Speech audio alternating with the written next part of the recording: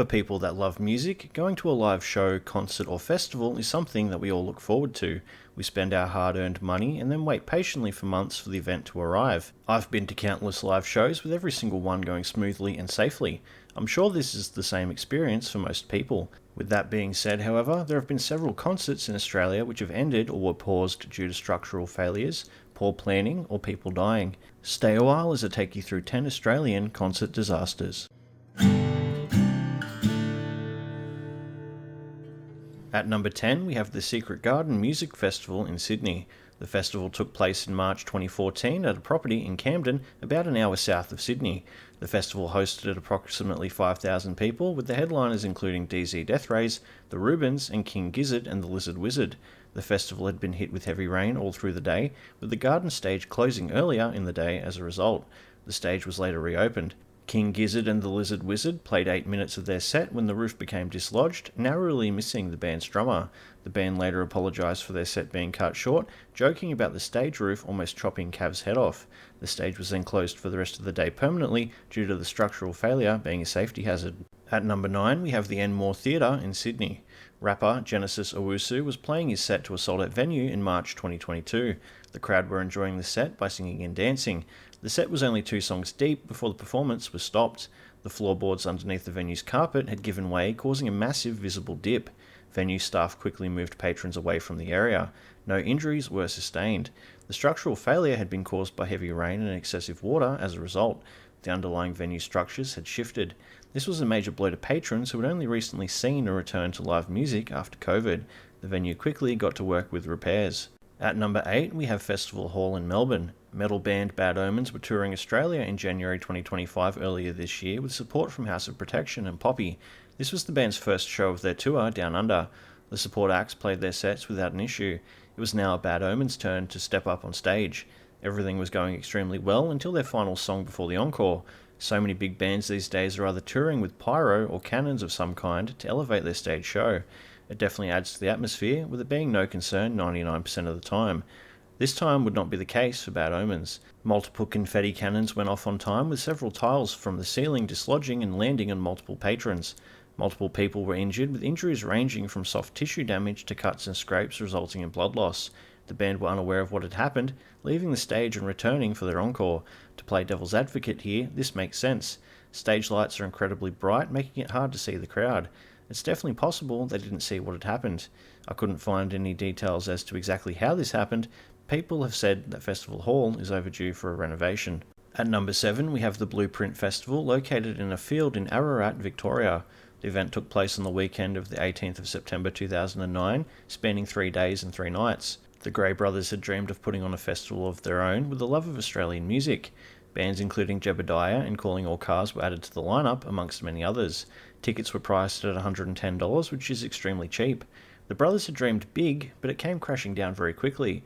Despite going ahead with about 5,000 attendees, the festival had somehow not made enough money. If you do the maths, you end up with $110 a ticket times 5,000 people. That's only $550,000. Not enough to cover the $1.1 million in costs. Creditors were looking for answers, but ultimately decided not to take legal action against the Gray Brothers.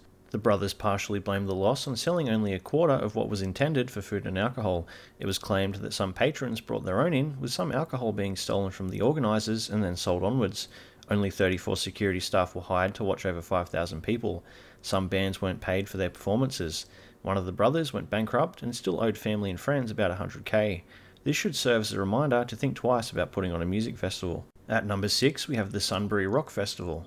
The final iteration of the festival was held on the weekend of the 24th of January 1975.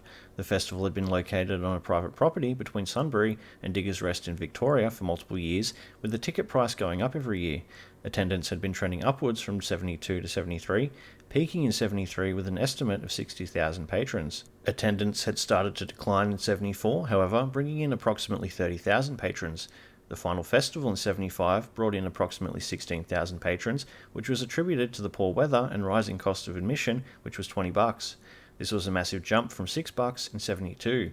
Adjusting for inflation, that $20 would be about $150 today. Deep Purple were compensated well for their performance, taking home $60,000. AC/DC didn't end up performing, allegedly due to an incident with the Deep Purple roadies. Deep Purple were eventually forced to return some of their paycheck, which was then paid out to some of the unpaid acts through the Musicians' Union. The festival ran at a heavy loss, with the organisers going into liquidation soon after. At number 5, we have the Knockout Outdoor Music Festival, which took place in September 2023. Knockout is an EDM festival where I know none of the artists. Electronic music festivals have made the headlines several times over the past decades due to rampant drug use, resulting in arrests, reactions to drugs, and even death. Knockout 2023 would be no different. 2 young men in their 20s died after attending the event. A 26-year-old man collapsed near the venue and died in hospital, and a 21-year-old man was treated at a hotel in the city before being transferred and later died in hospital as well. Multiple other patrons required urgent medical treatment or transfer to hospital for dehydration and suspicion of drug involvement. Police investigated the deaths, which included review of autopsy results suspecting illicit drug use. A Victorian man was arrested at Sydney Airport over the death of the 21-year-old and was charged shortly after. Multiple states across Australia are exploring pill testing as a result of all of these deaths at music festivals. At number 4, we have the Sydney leg of Big Day Out Music Festival, which took place in January 2001. Big Day Out was one of Australia's biggest music festivals for nearly 2 decades. Despite the success, one tragic event would permanently mark the event forever. The incident occurred while Limp Bizkit were performing Break Stuff, one of the band's more notorious songs for setting crowds off. Sadly, near the front of the mosh pit at the Sydney Showground, intense crowd pressure caused several patrons to collapse and suffer asphyxiation injuries. Despite being pulled from the crowd and receiving medical attention, 16-year-old Jessica was placed on life support and died 5 days later. Jessica's death caused widespread scrutiny of crowd control and safety practices at Australian music festivals, with an investigation finding that poor crowd management and communication between security and festival organisers contributed to the tragedy. The event led to major reforms in festival safety standards across Australia afterwards. The band would later pay tribute to Jessica when they played Soundwave 2012. Limp Bizkit had previously been part of controversy over their performance at Woodstock 99, where they rolled up the crowd during the same song. At number 3, we have the 2016 iteration of Falls Festival. Falls Festival is held annually in Victoria in December, dating back to 1993. The festival had ran smoothly for more than 2 decades until 2016. As thousands of patrons attempted to leave the Grand Theatre stage area after DMA's set, a massive crowd crush occurred. The exit became a bottleneck, causing a sudden rush and pile-up in the bottleneck. More than 80 people were injured, with 19 requiring hospitalisation for fractures, spinal injuries, and crush-related trauma. Luckily, no fatalities occurred. Emergency services described the scene as chaotic, with many people trapped and unable to move for several minutes. The incident caused widespread criticism of the festival site layout and crowd management procedures, which led to the organisers issuing public apologies and implementing major safety overhauls at subsequent events. At number 2, we have the Star Hotel riot, which took place in Newcastle in September 1979. The Star Hotel was a well-known live music venue and social hub, with 3 bars and live music starting from midday. When officers moved in to enforce the 10 p.m. closing time, tensions quickly escalated between police and the crowd of approximately 4,000 patrons gathered outside. Police had told the band Heroes to stop playing, taking the microphone and shaking it, which hit the Heroes vocalist in the mouth. What began as verbal confrontation turned violent. Bottles, bricks and debris were thrown at police, who responded with batons and riot gear.